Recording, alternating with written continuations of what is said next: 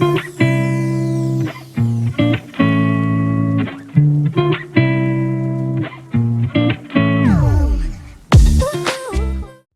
I'm Lynette and welcome. Today I'm doing a look with the Juvia's Place The Grays palette from their Rebel collection. It's a quad consisting of two metallic shadows, one that looks like a satin in the pan and when swatched, but it's very shimmery once placed on the eye, and one matte.